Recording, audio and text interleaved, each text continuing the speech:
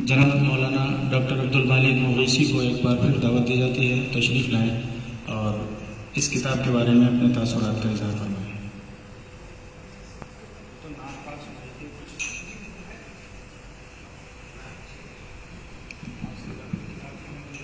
بسم اللہ الرحمن الرحیم وبہ نستعین اما بعد۔ حضرات اکابرین اور تمام سامعین،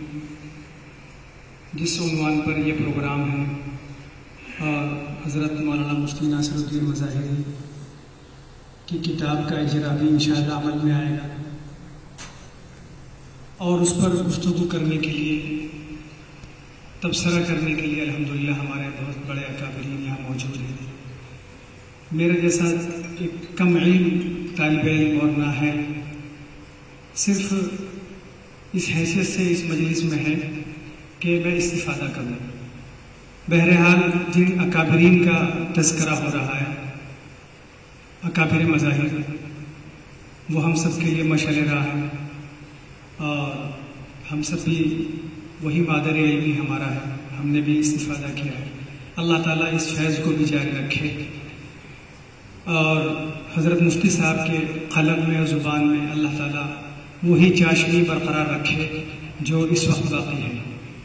اور مظاہر الوقف سہارنپور جو بڑا ادارہ اور مرکزی ادارہ، اور اس کے روح رواں اس وقت ہمارے حضرت مخدوم و مکرم جانشین فقیر الاسلام حضرت مولانا محمد سعید صاحب حفظہ اللہ، اللہ تبارک و تعالیٰ یہ سارا کارواں اور سارا قافلہ اور ساری سہولتیں، اور کیونکہ ماحول بڑی چیز ہوتی ہے، انوائرمنٹ جس کو بولا جاتا ہے، کہ لکھنے اور پڑھنے کا ماحول بھی میسر ہو، حالات بھی ایسے پیدا ہوں، تو اس توسع سے الحمدللہ چیزیں نکھر کر سامنے آتی ہیں۔ تو ہمارے حضرت مولانا ناظم صاحب کا جو ان کے اندر وسعت ہے، جو توسع ہے، یہ ان کا بھی بڑا حصہ اس کے اندر ہے کہ الحمدللہ ان کے ایسے افراد انہوں نے تیار کیے ہیں۔